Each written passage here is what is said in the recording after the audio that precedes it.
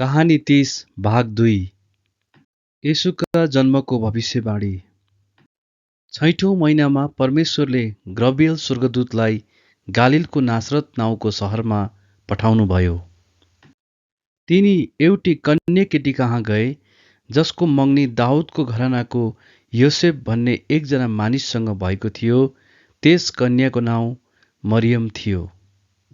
स्वर्गदूतले मरियम कहाँ गएर भने, हे कृपा पात्र, तिमीलाई अभिवादन, परमप्रभु तिमीसँग हुनुहुन्छ। तर तिनी त्यस कुराले साह्रै विचलित भइन् र यो कस्तो किसिमको अभिवादन हो भनी मनमा सोच्न लागिन्। स्वर्गदूतले तिनलाई भने, नडराऊ मरियम, किनभने तिमीले परमेश्वरबाट कृपा पाएकी छौ।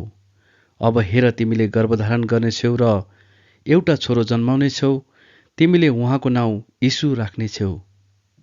उहाँ महान हुनुहुनेछ र परम प्रधानका पुत्र कहलाइनुहुनेछ र परमप्रभु परमेश्वरले उहाँलाई उहाँका पुर्खा दाउदको सिंहासन दिनुहुनेछ। उहाँले याकुबको वंशमाथि सदा सर्वदा राज्य गर्नुहुनेछ र उहाँको राज्यको अन्त्य कहिले हुने छैन। मरियमले स्वर्गदूतलाई भनिन्, यो कसरी हुन सक्छ, किनकि म एक कन्या हुँ। स्वर्गदूतले मरियमलाई जवाफ दिएर भने, पवित्र आत्मा तिमीमा आउनुहुनेछ र सर्वोच्चका शक्तिको छाया तिमीमाथि पर्नेछ।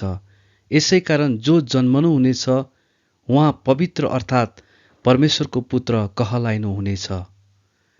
हेर, तिम्री नातेदार एलिसिबाले पनि तिनको वृद्ध अवस्थामा छोरो गर्भधारण गरेकी छिन् र जो बाँझी भनिएकी थिइन्, तिनी अहिले छैठौं महिनामा छिन्, किनकि परमेश्वरको निम्ति कुनै कुरा असम्भव छैन।